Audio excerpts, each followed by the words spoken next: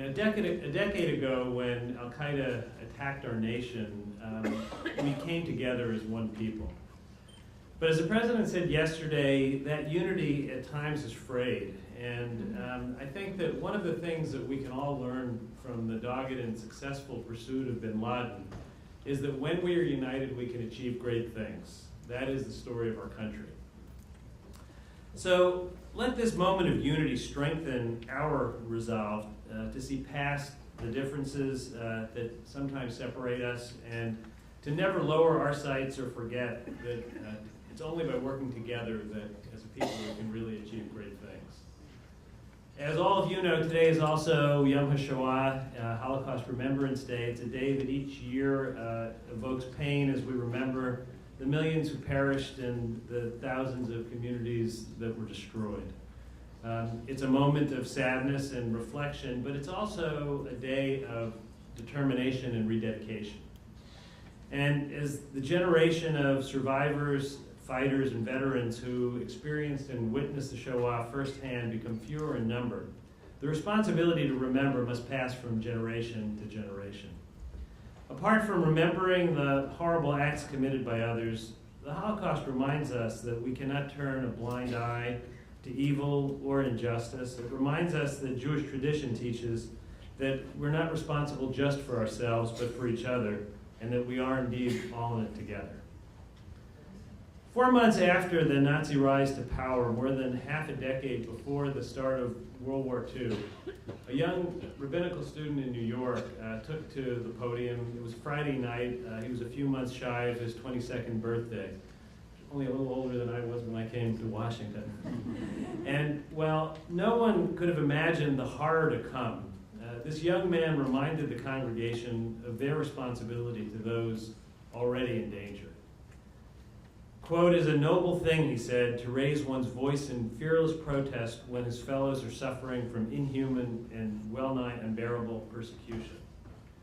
The speaker that Shabbat was Rabbi Harold Saperstein, David's father.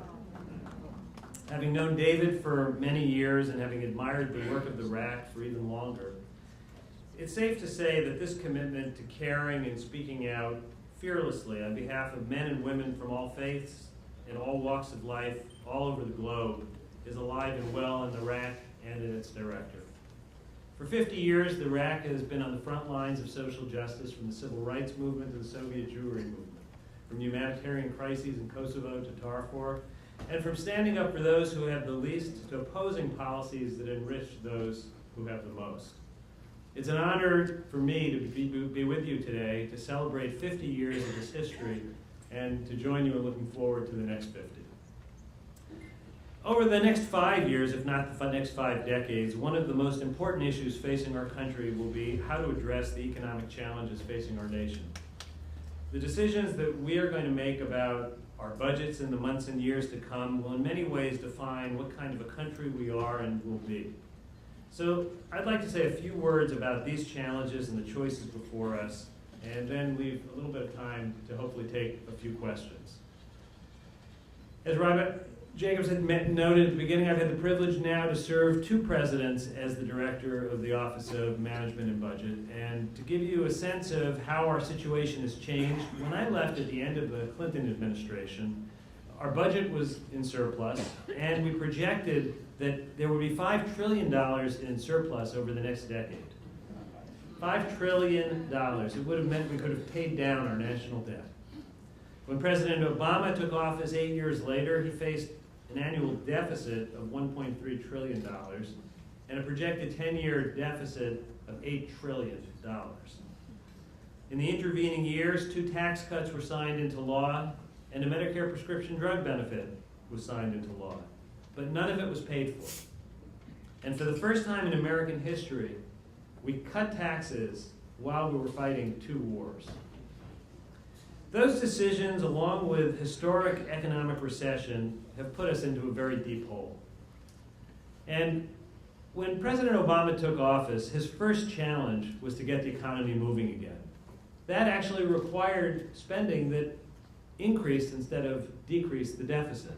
The fiscal stimulus measures that helped prevent a second Great Depression were critical. Without them, the recession would have been longer and deeper, And today we'd be looking at even higher unemployment instead of declining unemployment. That brings us to today.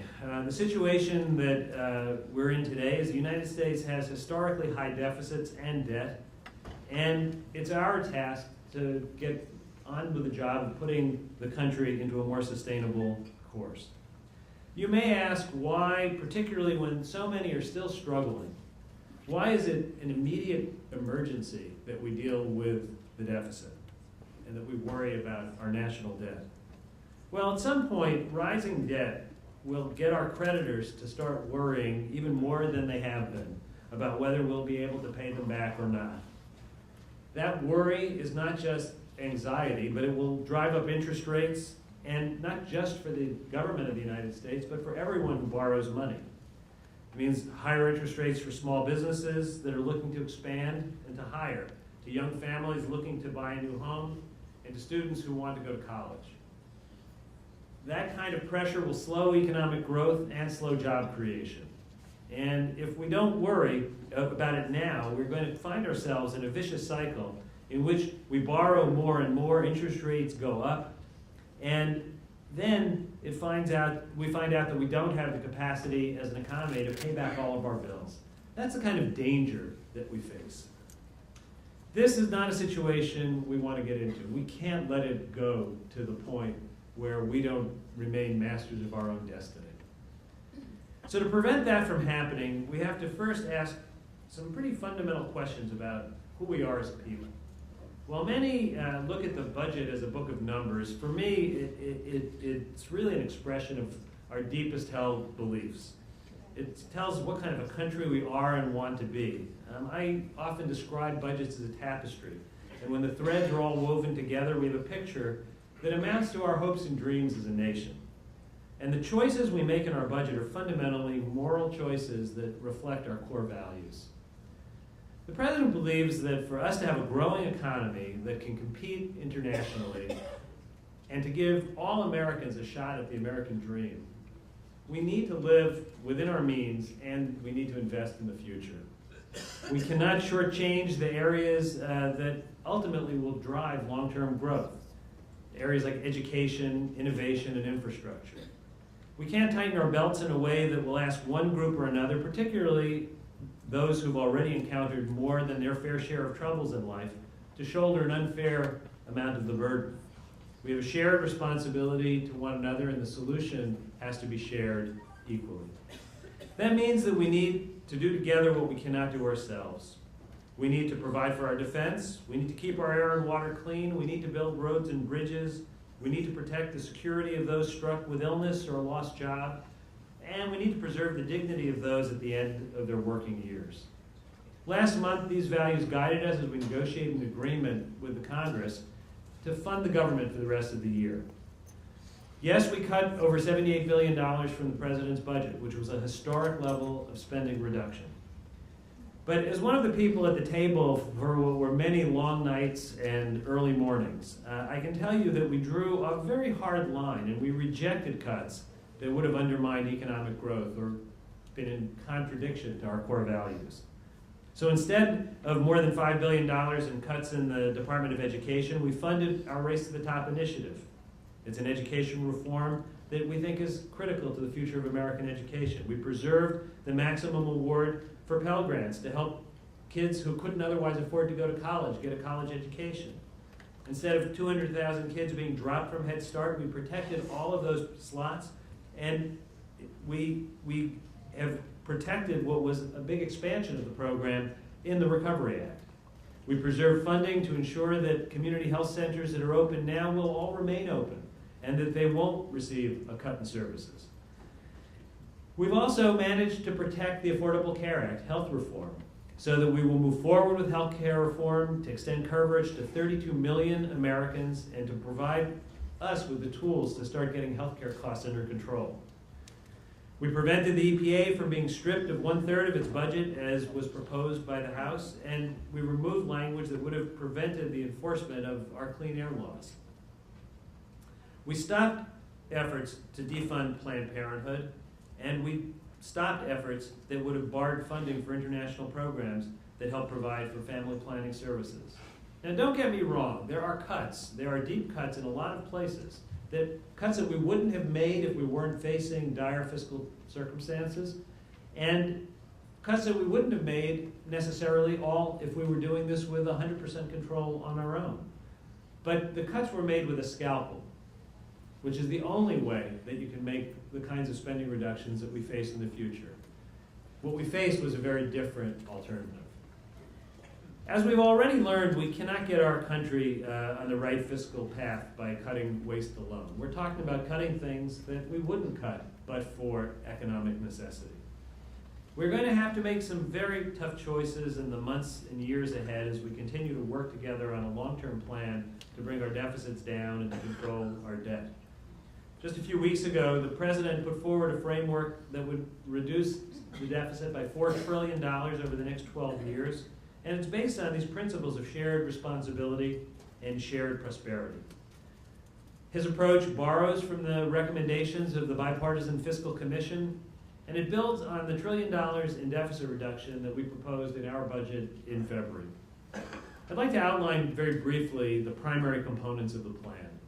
First, we would keep domestic spending low and build on the savings that were in the recent budget agreement, and that will produce on the order of $770 billion of savings over 12 years. And again, we're going to have to bring spending down in a way that does not either undermine economic competitiveness or tear apart the social compact that binds us together. So we will continue to invest in medical research and clean energy. We'll invest in new roads and airports and things like broadband, which are one of the keys to the future. And we'll invest in education while we maintain the safety net.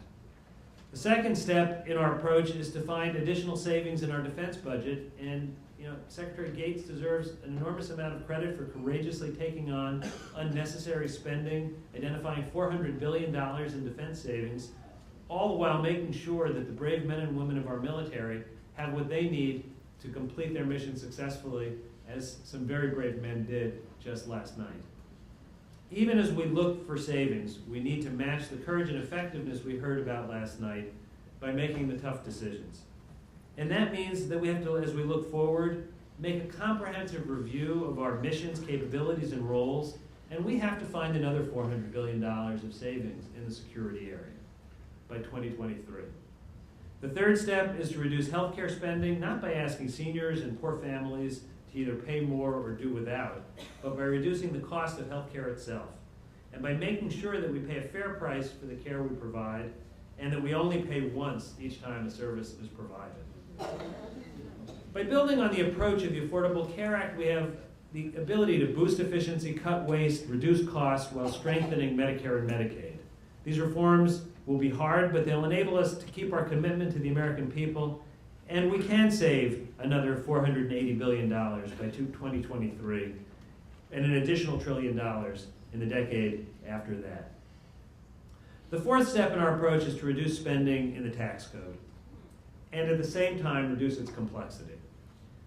Our nation cannot afford another extension of tax cuts for the wealthiest 2% of Americans at a cost of $1 trillion.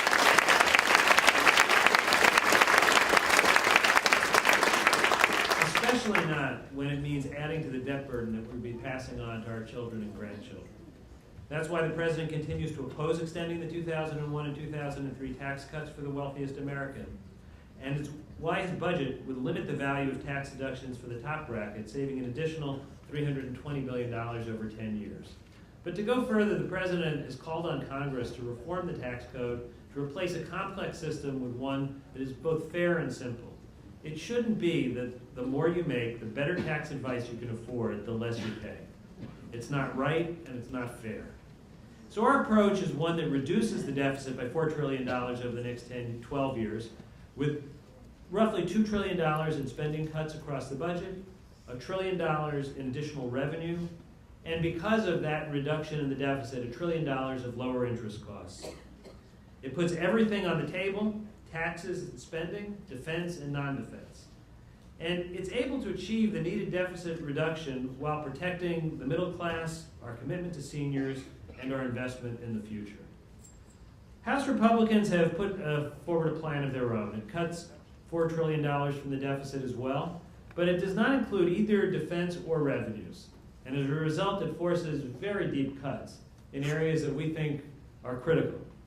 Specifically, it would mean cuts of between 1/4 and 1/3 in biomedical research, education, Head Start, and other critical areas which we think are the key to our long-term success. It would cut the maximum Pell Award by more than $1,000 a year and reduce our investments in energy programs for clean energy by 70%. In fact, according to the Center on Budget and Policy Priorities, nearly 2/3 of the cuts in the House Republican budget would affect low-income programs. On healthcare savings, their plan is to end Medicare as we know it and to radically alter Medicaid. It changes Medicare from what it is now, a defined benefit plan where when you retire you get a set benefit package, to a voucher where we would tell retirees to go out on the marketplace and see if you can buy a health insurance policy with a voucher that might cover half the price. In fact, the value of the voucher under the House Republican plan will force seniors to pay out of pocket more than $6,000 in the first year the plan would be in place, and the gap would continue to grow. Their plan assumes that there will be affordable health insurance for seniors to purchase, but that wasn't the case before 1965 and before Medicare, and there's no reason to believe it would be the case in 2020.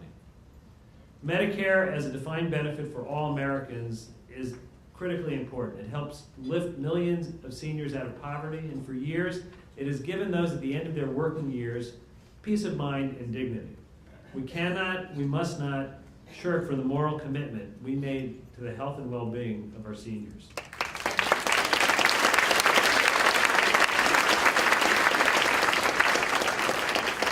Finally, for Medicaid, a program critical not only to those who are poor, but also to those who are seniors in nursing homes and families with children who are disabled, the House plan would block grant the program and then severely cut back on funding.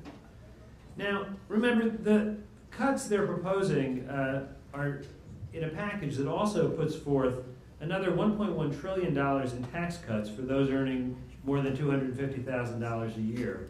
And it has nothing, not a nickel, of defense cuts.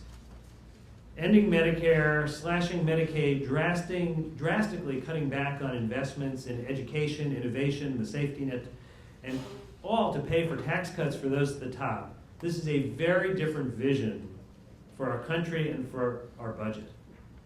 It's different from what the administration supports.